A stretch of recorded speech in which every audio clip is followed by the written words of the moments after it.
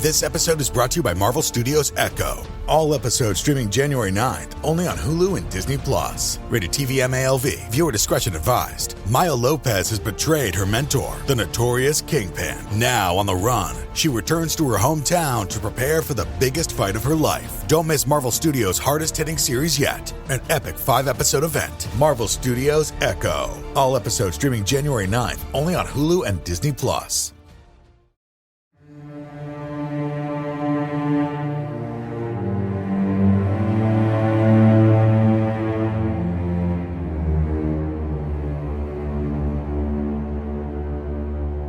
Hello, and welcome to Scare You to Sleep. I'm your host, Shelby Scott, and I'm here to read you a few true stories. If you're new to the show, every once in a while I do these episodes where I read true stories submitted by you, the listener. If you've got a true story you'd like me to share with the class, you can send it to scareyoutosleep@gmail.com. And please put true story in the subject line, or something along those lines. This first story is not about ghosts or ghouls, but a terrifying encounter with a fellow human being. This was sent in by Joshua Rowe, who has been a longtime supporter of the show. Thank you for sharing this harrowing encounter with us. Now, here we go. It was the morning of January 21st, 2021, when I experienced something that has changed me in a million ways. My story doesn't have to do with monsters, ghosts, or goblins, but something that can happen anytime. I am a night shift supervisor custodian for a well-known college. I work Sunday through Thursdays, 11 p.m. to 7:30 a.m. I am one of those weirdos of the world who enjoys this shift. Plus, I get my scare you to sleep listening in these hours. It was your typical morning of collecting keys and radios at 7:15 to get ready to leave soon, when I decided I wanted to start my car and warm it before leaving. It was especially cold that morning. I left my car unattended for 10 minutes while going in to clock out and leave for the day. I walked out to get in and head home for some sleep. When I got in my car, I let out a long stretch and yawn.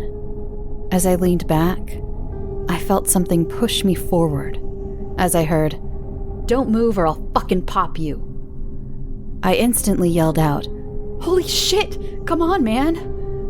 As I looked back and saw a man with a ski mask holding a pistol in my back. Then all at once, it sunk into me that this is real, and I need to just go along with this. I said, Okay, what do you want me to do?" He told me to take him to a bank and give him all I've got. I was hoping at this moment that someone around us could see what was going on. Then the crushing weight hit me that my back windows in that SUV were all tinted. I told him I don't know this area, which is partially true. I live 40 minutes from where I work and don't go to that area unless I'm going to work. He proceeds to direct me to a bank 20 minutes away. That was the longest 20 minutes of my life. A few times I was thinking about swerving into traffic. He wasn't wearing a seatbelt like me after all. But I thought about the possibility of hurting other people. And also, if I did something like this, I may give him absolutely nothing to lose. I told him I was a father and that I don't care what he took from me that day, if he will just let me get home to my little girl. He told me, "If you do what I tell you today, you will." I wasn't sure if I believed him, but he held every card in this damn situation. As we pulled to a red light beside the bank, the most helpless feeling was sitting at it next to a police car that could help me if they only knew what was happening to me. I heard him mutter from the back seat to not even fucking think about it. At the drive-up ATM, he took $400 from me. My bank has a 24-hour withdrawal limit, so this was the best I could do for the guy. I laugh about it now, but right after we left, I said, like we were buddies, "So, where can I drop you off?" Like, this was the end of my freaking nightmare. He proceeded to direct me to a very bad neighborhood at a 4-way stop and got me out of the car, took all of my things, and read my license back to me so I would know he knew my address. Luckily, that had an old address. He drove off in my car, leaving me stranded. I banged on 3 different doors with no reply. I finally waved down a maintenance van for the local elementary school. He let me use his phone to call the police. They took me to the station and tracked my phone to my car, where he left all of my things. He only wanted the cash, I guess. I was so happy to get home later that morning and hug my little girl. I don't think I've ever hugged her that tight. I don't think they ever caught the guy, or they haven't contacted me if so. I don't think about it as often as I used to, but am certainly more aware of my surroundings now. If they ever did catch him, and I had to face him again, I would forgive him. Though that was one of the scariest things I'd ever been through. It also taught me just how lucky I am to be here. There is a small article in the paper they put out about it. I'll link it here, and this is Shelby, and I will link it in the show notes. However, it is contradictory to my story. I think my report was dampened for whatever reason. In the article it says he was outside my car and made me get in, which was not possible considering I left with a group of people who would have seen that happen. I'll leave you with this. Always be safe. Always be grateful for the time we're given. And always check your back seat. That is terrifying.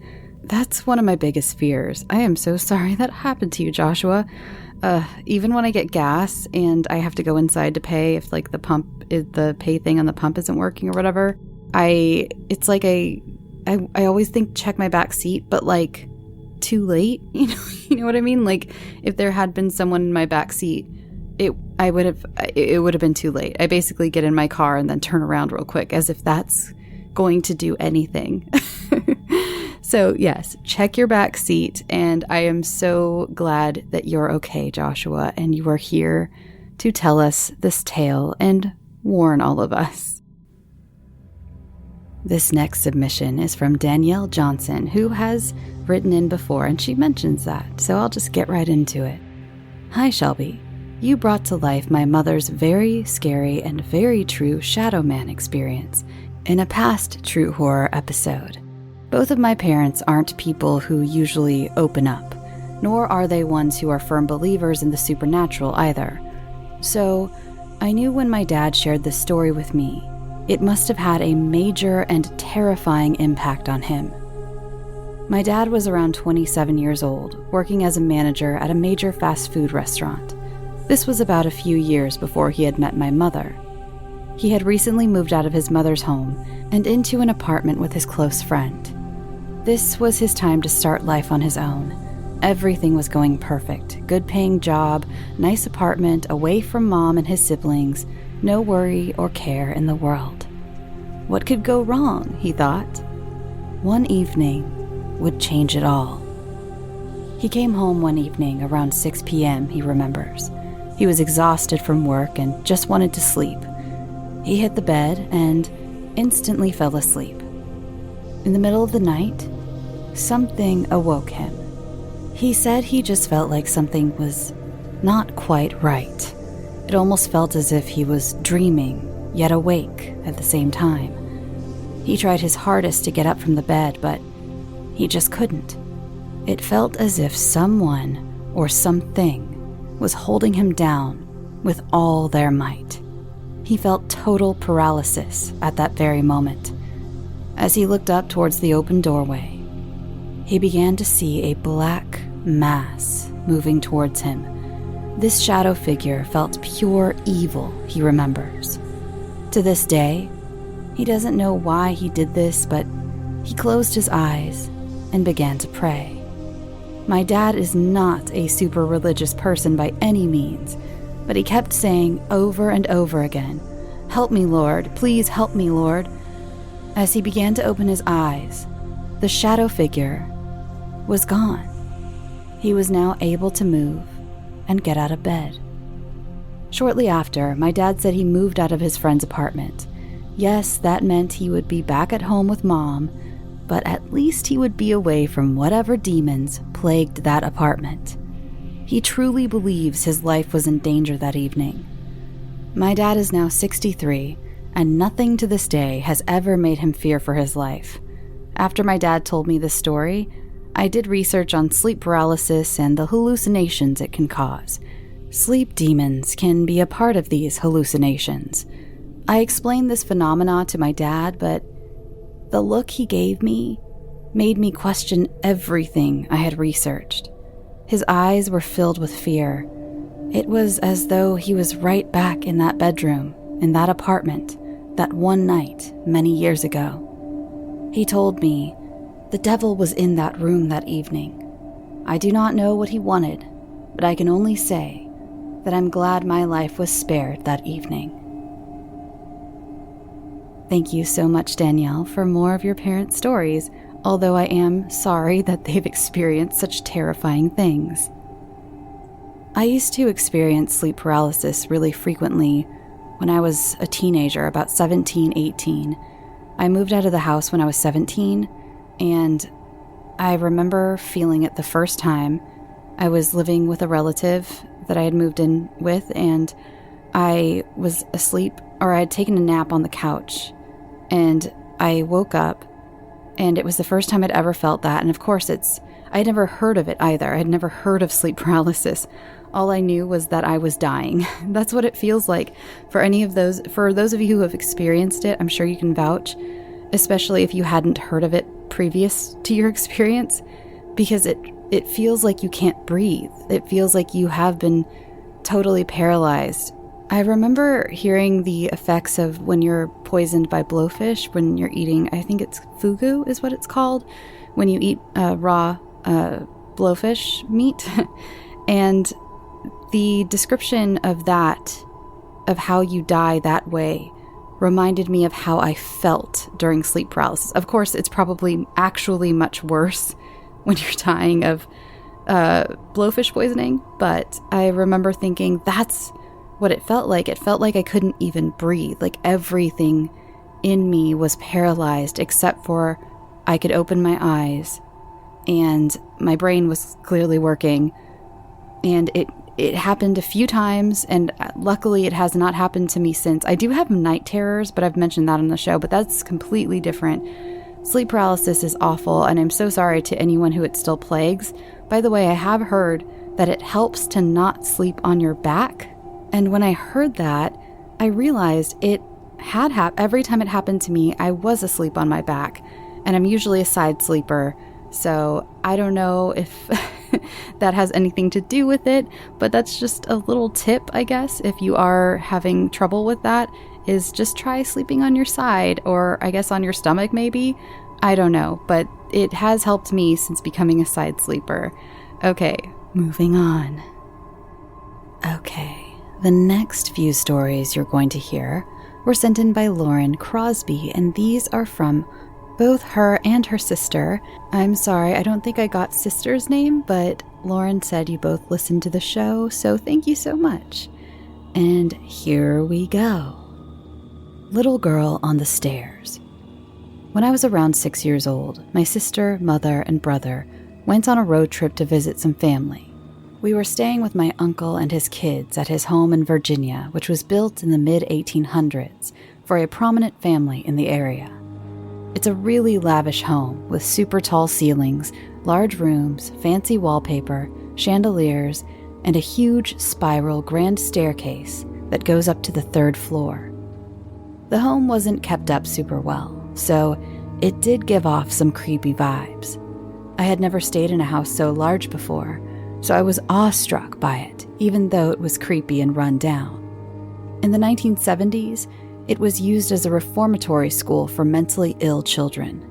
Researching the home, I found that it was absolutely horrific, as they would drug the kids involuntarily, rape, beat, and falsify records of the children. In 1979, it was closed due to a suicide and sold. By the time I was there in the early 2000s, it was back to being a single-family home. While we were staying there, the older cousins would tell me and my siblings that the house was haunted and that they saw a little boy behind the curtains some nights. That same trip, in fact, a bat had gotten stuck in the basement staircase. I didn't really think too much about the ghost stories they were telling me. I thought they were just wanting to scare me. My cousin, who was around the same age as me, loved to explore the grounds during the day. The old dormitories on the grounds are still standing, even though they are in bad shape. In these dorms, there was some old furniture, curtains, and, of course, some old dolls to really add the cherry on top of the creepy factor.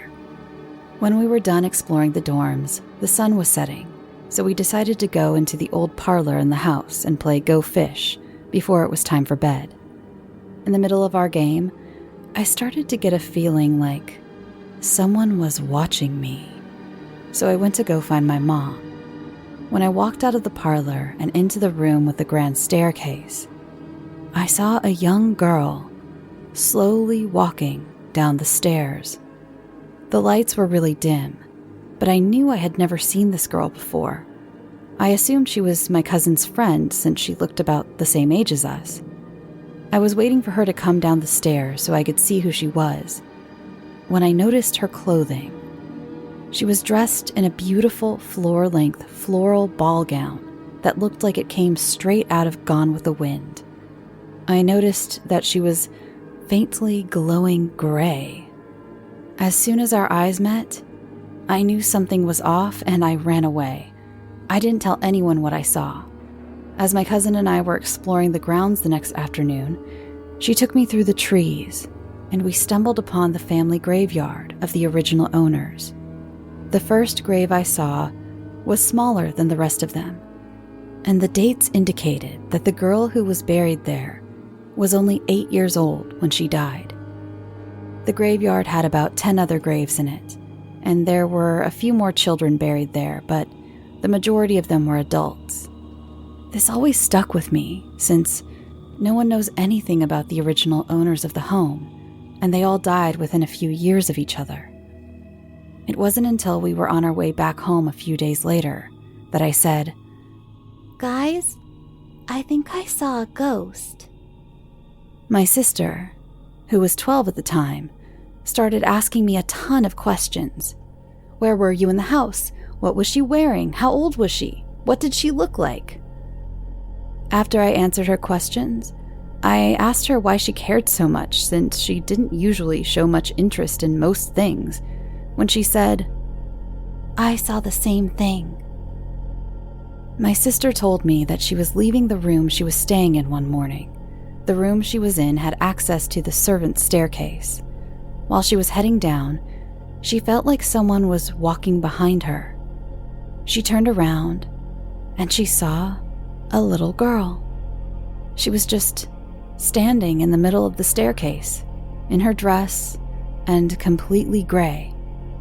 My sister said that she then ran out of the kitchen and refused to tell anyone about what she had seen.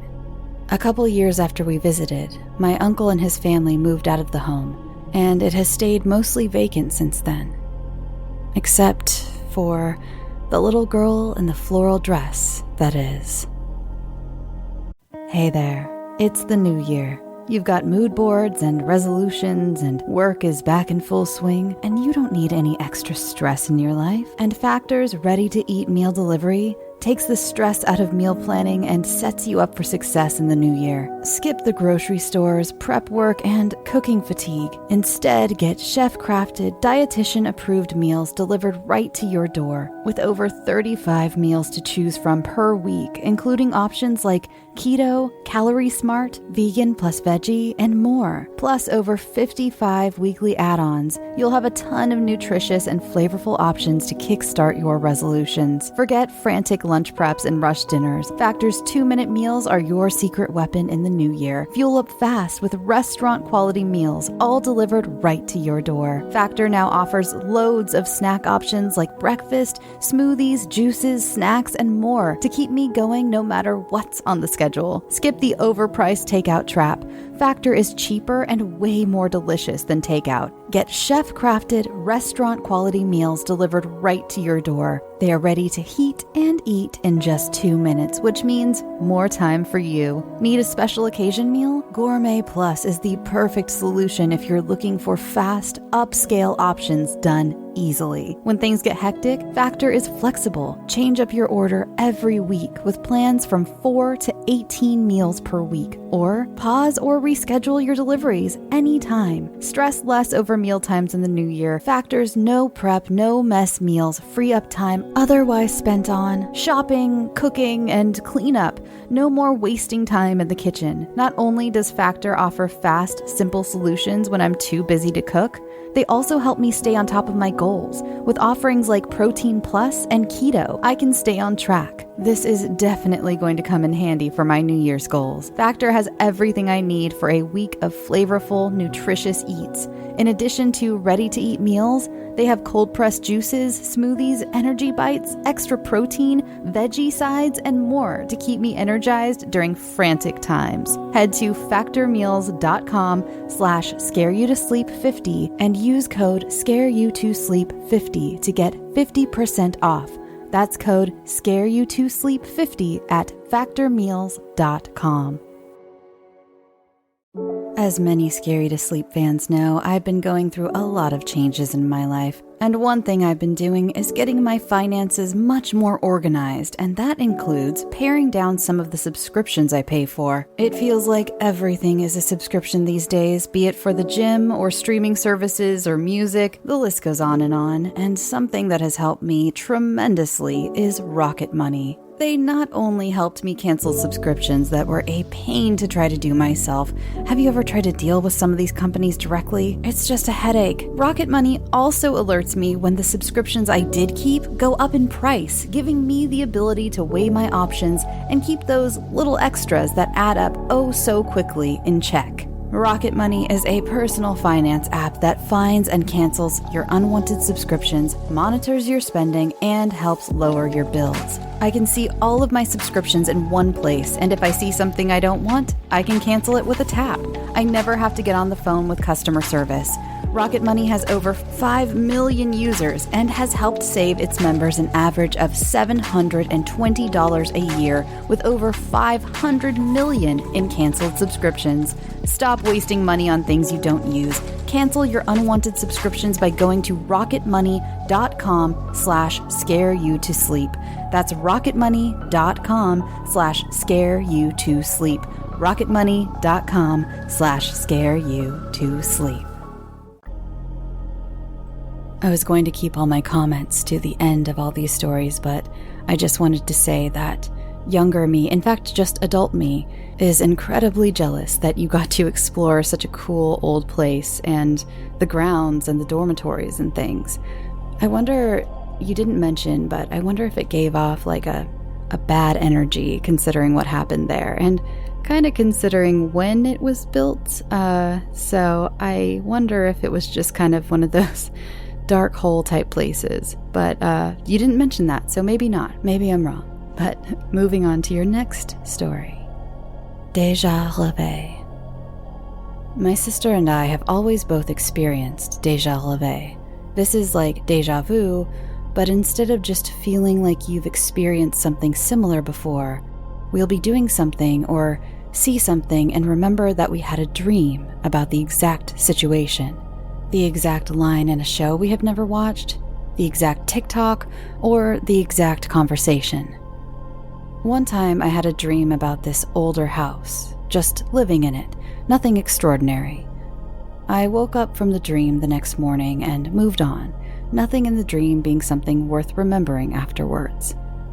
A few weeks later, I was idly scrolling on my phone, flipping through social media, when all of a sudden, an article about different older homes popped up. I clicked on it thinking I would see something creepy or some pretty old homes. That's when I saw it. The house I had lived in my dream a few weeks prior. I felt a rush of familiarity about the house and could remember my dream exactly. Spooked but trying to calm myself down, I sent the link to the article to my sister in a text. I didn't tell her about what I had experienced. I just knew she would appreciate the beauty of the old home. Moments later, she texts me saying, "I had a dream about living in this house a few weeks ago." That's so fascinating. I actually have some more déjà vu coming up later in this episode, but the person who sent it in didn't call it that. I don't think that they may have never heard that term before, so I hope they're listening, and I hope they hear their story, but I also hope they hear this and kind of put an idea of what they may be experiencing to words. But I've experienced this too. I know some of you out there just rolled your eyes heavily, but I remember telling my parents about this. I'd be like, I had this dream about, being on, and it would be like you described. It's something super mundane. One of them I remember was driving on this road and seeing this specific scenery and building as we drove by, and that was it. That was all it was. Nothing spectacular happened. And I remember then later on, I don't remember how long later on, but we ended up going somewhere new. We had never been there before. And as we were driving, I saw that scenery and that building, and it was very confusing because it happened to me when I was very young, and I was like, I don't know what to do with this information. It's a really strange feeling. I've experienced it a few times. I'm not going to say it's, what it is definitively, because I'm very, as many of you listeners know, I'm very open to skepticism and science and things like that of that nature, but I don't know what it is, and it is very eerie and very strange when it happens. And I've never heard anyone mention it before, I believe, in any of these submissions I've ever gotten. And I got this, and I have another, like I said, another one coming up near the end of the episode. So, fascinating. Moving on. Grandma's house. My father is from a small town in upstate New York. When his mother was at work, he would often visit his grandma's house. He and his grandma were very close, and she was very involved in his life growing up. They would spend lots of time together watching TV, reading, or eating the cookies she would make for them together. When he got older, he moved across the country to go to college, and he started a family. He would visit very occasionally, but it was too expensive to bring me or my other 5 siblings. Growing up, I had never really visited the area where my extended family lived. My great-grandma passed away just when I was 6, and I never got the chance to meet her. My father also grew up very poor and didn't have any pictures from his childhood or of our great-grandparents. A few months ago, I had a dream that I was in this older house I had never seen before. I was in a room, which was more of a hallway landing between a couple other rooms. It had a closet that opened up to the stairs to the attic. The walls and ceiling were wood-paneled and painted white. This area was set up as a bedroom, which I thought was weird at the time since it wasn't a closed-off room. In the dream, my sister and I were laying in the bed, about to go to sleep, when all of a sudden, a taller woman that I didn't recognize entered the room. She said she had been looking for my sister and I, and started talking about her molasses cookies. She was very loving in her tone when talking about the cookies, but she got very serious a moment later when she told us that we needed to see what was in the attic. She was getting frantic when my sister and I told her that it was scary up there and we didn't want to go. She just kept insisting that we needed to go up there and see what was there for us. After that, my sister and I started heading for the stairs, but I woke up as soon as I opened the door. The next day, I texted my dad and asked him which grandma used to make molasses cookies. He stated it was his mom's mom and asked why I was wondering. I started describing my dream and the room we were in when he asked me to draw him a diagram of it. I drew him a picture of the room and how the furniture was arranged. When he called me and said, "You called my mother. This has to be a joke." I was confused since I don't talk to her very often, so I said, "No, I haven't talked to her in months." He was convinced I was pranking him since I have never met my great-grandma, let alone been to her house. He said that the room I drew was spot on to where his grandma set up her bedroom, which was at the bottom of the attic steps, since it was the warmest spot in the house. I asked my dad what she kept in the attic, and he said he wasn't allowed to go up there, but he stated that his mom kept all his grandma's stuff in her attic, and she still has all of it. Since then, my sister and I have been trying to plan a trip to go visit my grandma. I will keep you all updated in case we find anything in her attic that our great-grandma would have wanted us to see. Now, below are stories from my sister. Hello, sister. Deja leve from my sister. Last year, my husband and I were looking at the possibility of moving. Our family was getting bigger, we were growing out of our current house, and we needed more space. One day, I was looking through houses on Zillow, just seeing what I liked, what was in our price range, and what would be the best fit for our family. I then saw this house. It was a little older, made of stone, and very quaint and very unique. I knew it wouldn't meet our needs, but I wanted to look at it anyway. I started flipping through the pictures until I get to the picture of the kitchen. My heart dropped. I had dreamed about this exact home before. Suddenly, the dream that I had months before starts flooding back. I was running from a man in that home. I remember thinking about what year it was. It was the 1930s, and I was wearing clothes that matched the era. I wasn't me. I was another woman, and I was running from her husband. I remember being very scared of him and needing to leave immediately. I remember running through the kitchen, grabbing the door to get outside, and running through a field to get to the closest road and hoping someone would help me. That's when the dream stopped. As I stopped remembering the dream, the feelings that woman in the dream had just overwhelmed me. I wanted to prove to myself that this wasn't the same home and that I was just having an overactive imagination. I went to look at when the home was built, and it was built in the 1930s. Stressed, I pulled the map of the location of this home up.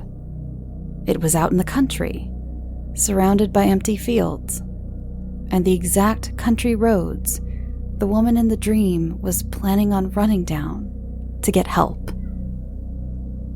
That is very spooky. Very spooky. I don't even have much to say about that other than, oof, must have given you a cold chill that day. Okay, Grandpa's story. I have a grandpa who isn't my biological grandpa, but he accepted me and my siblings as his own when my dad married my stepmom, even though we were almost teenagers. We even call him the same name that our stepsister called him, Dodad. He always treated us the same and had a special relationship with all of us. He'd watch us while our parents were out of town, spoil us with treats, and was always there when we needed him. He was the kind of grandpa who didn't say much, religiously recorded the Weather Channel, and smoked cigars out in his garage. He passed away in 2013. It was devastating. A few years ago, I was having a dream about my grandpa. It was honestly a really weird dream because I remember thinking that my grandpa was completely out of place. I was having a high fantasy dream where I was fighting bad guys and doing magic, and there was my grandpa, huffing and puffing in the background like only a grandpa could. I remember him being very concerned about the bad guy in the dream and making remarks about how he didn't know what was going on, but he definitely didn't like it. Then I woke up. I remember laughing about the dream to my husband because it was so strange. A few days later, I was hanging out with my sisters, and I told them about the dream I had. My younger sister looked at me and said, "When did you have this dream?" I told her that I had it about 2 nights prior. She looked at me and kind of laughed and said, "I had a dream about him that same night." We were both very spooked, but also happy because it felt like he was visiting us. Fast forward a few years, I have a daughter now. One day, we were visiting my parents, having dinner with them, and just having a small family get-together. My daughter, who at the time was about 15 months, saw a picture that was in the living room. It was of one of my sisters and our grandpa. She pointed to the picture and pointed out my sister, saying her name the best she could. Then she looked at my grandpa, and clear as day, she proudly said, "Dodad." Needless to say, my sisters and I were very surprised. as we had never told her about him. She was very young, and he had died many years before she was born. We looked at her again and asked her who he was, pointing to him in the picture. Again, she said, "Dodad." Pregnancy story. My husband and I were trying to have a child unsuccessfully for a long time. We went to the doctors and found out that he had a medical issue that didn't make it impossible, but made it very hard. Insert a joke here. We decided that we would just let it happen if it happened and not worry too much about it. We didn't want to have disappointment after disappointment. A year or two later, we were headed out of state to be a part of my brother-in-law's proposal to his girlfriend. That night, when we got to the hotel, my husband and I did each other's tarot readings. He went first, and I read his cards. We talked about life and all of that mushy stuff. He then went to read mine. I had a specific question about whether or not we would have children and what the future would look like. He read my cards. We did a simple 3-card spread for past, present, and future. In the past position, it showed struggling. The present position showed being able to kind of let go and let what happens happen. What struck me was the card in the future slot. It was the 10 of Cups in the upright position.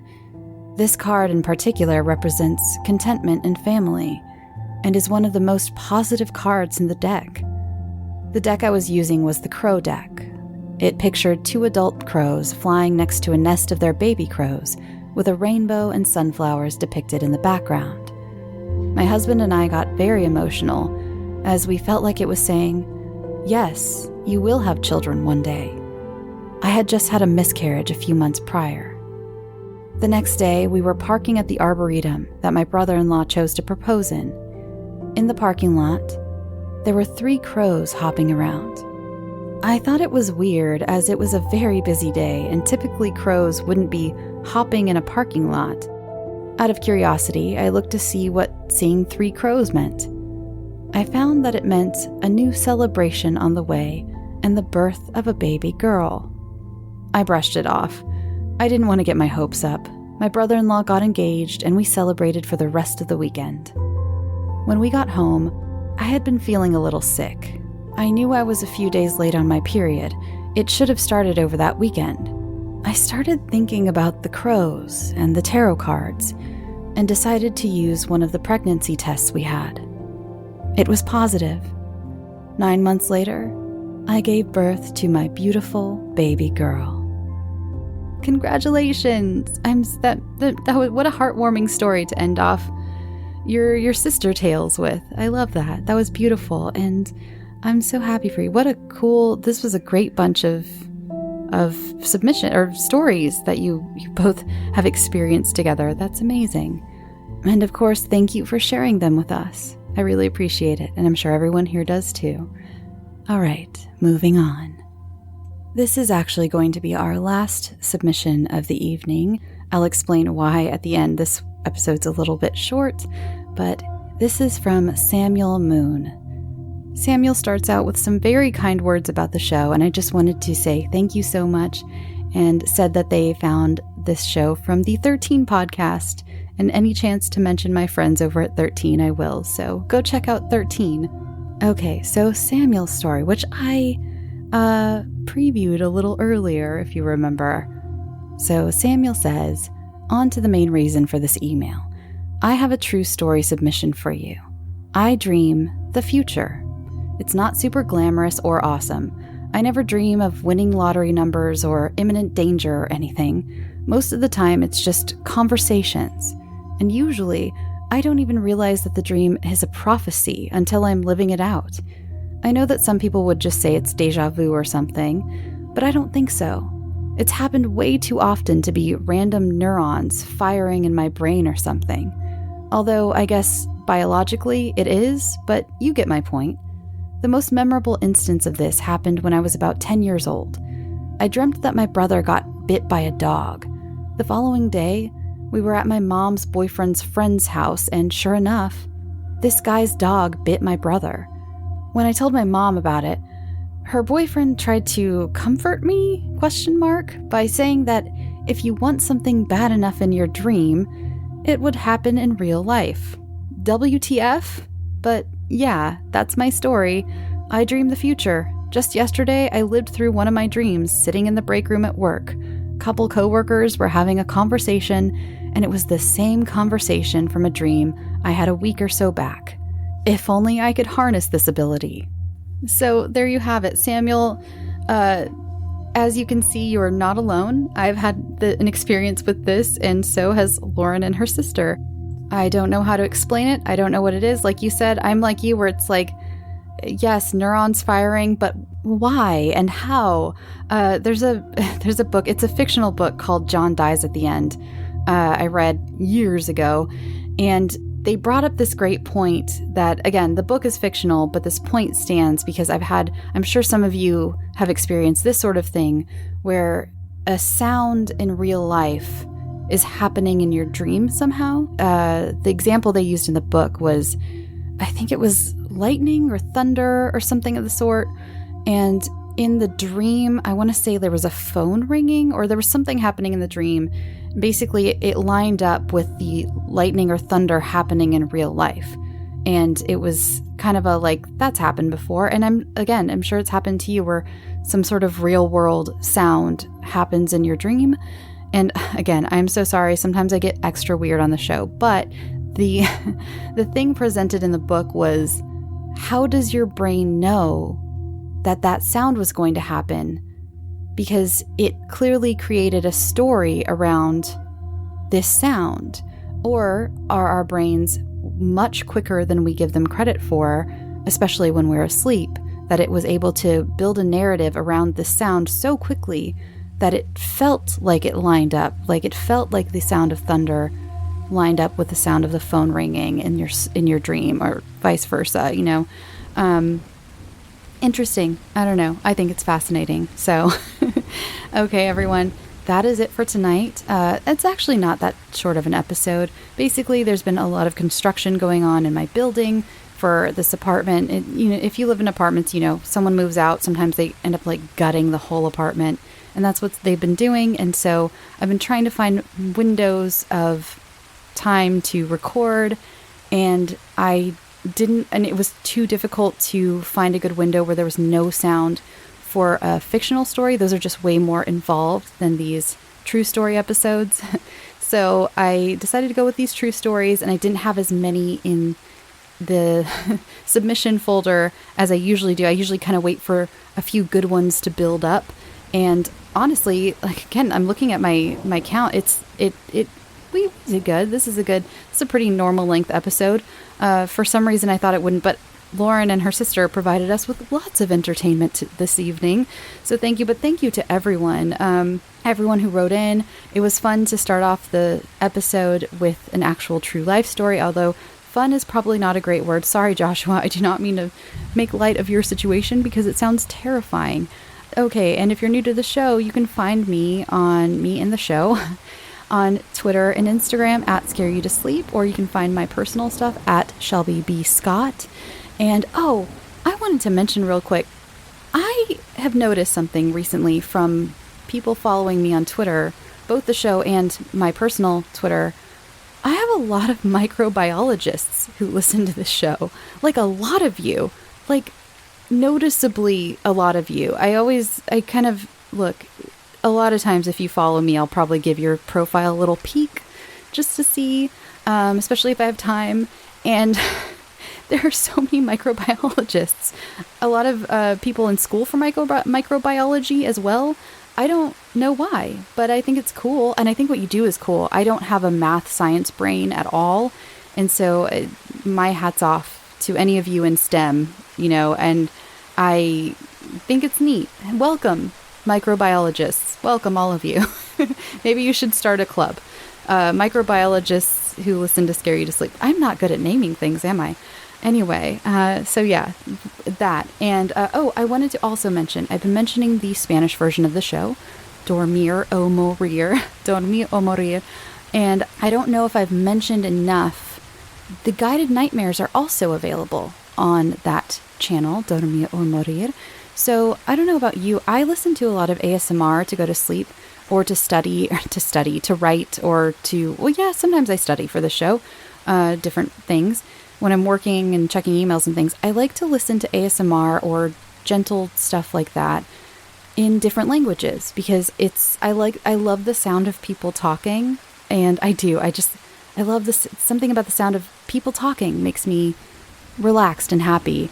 I'm sure a therapist could work out that for me, but it's not a bad thing. It's a good thing. But I've noticed sometimes it can get distracting if I know what they're talking about.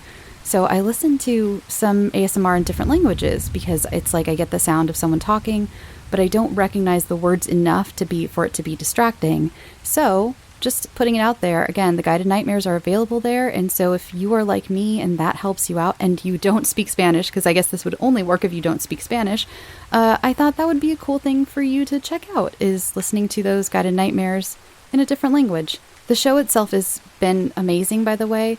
Memo, who did the translating and editing for me, I let him know I want you to turn my stories into something so it's not just a direct translation, like change any idioms or sayings or things that wouldn't make sense for a Spanish-speaking audience. So he did, and so the stories, some of them aren't exact, just translations, and he did a beautiful job.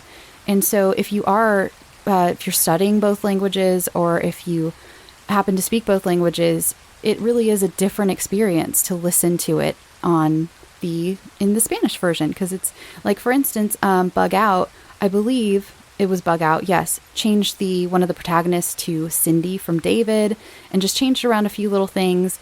And also the intro was built more like it was, you were watching a live stream instead of reading a blog like I had done it. Really interesting changes that I love. I absolutely love. So if you haven't checked it out yet, or if you were like, I speak Spanish, but it's just more of the same, it's really not. It's a whole different experience. And it's 3 different voice actresses, and they're fantastic. They're fantastic. So please go check it out. The numbers are already crazy, so I know a lot of you already are checking it out, but I just wanted to reiterate. I was just listening to an episode yesterday. I was listening to the Bug Out episode. I just wanted to come and sing its praises again. Again, it sounds like I'm tooting my own horn, but I honestly basically just funded this venture and handed over my stories and things. This isn't me being like, I'm the best. It's really the work of Memo, the translator and editor, and these 3 incredible voice actors, honestly. Okay, I think those are the 2 things I wanted to hit. Welcome, microbiologists, and go listen to the show in a different language, Spanish in particular. Let's see. Oh, again, you heard at the top of the show, if you have any stories or anything you'd like to submit, scareyoutosleep@gmail.com. I don't think there's anything else. I did bake this week. I happened to have my grandma, bless her heart, still loves giving me care packages when I go visit. And so she'll give me like a care package of just like different things that she picked up from Walmart that she thought I would like. And in that one of those care packages was a box of German chocolate cake.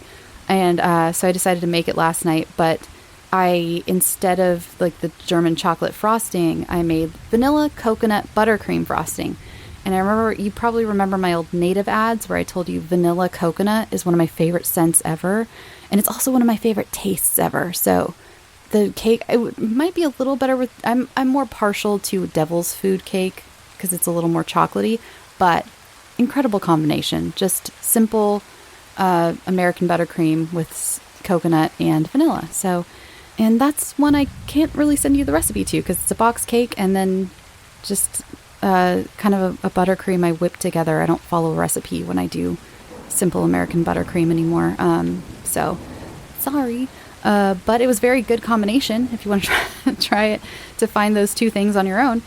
Okay, I think that's all. And I'm going to go. My voice is not doing great this week. Oh, sorry. There's a new guided nightmare out. If you didn't get a notification for it, there is a new guided nightmare, and I had some fun with it. I've been doing a little bit of an overarching narrative, and I'm having fun with that. And I hope you like it too. Please let me know if you liked the new episode because it's different. It's very different than any of the other episodes, but I personally really enjoyed writing it and editing it and just doing it. So I might throw, if you pay attention to the narrative, if you are following the narrative, I might throw one of those in every once in a while because it would work.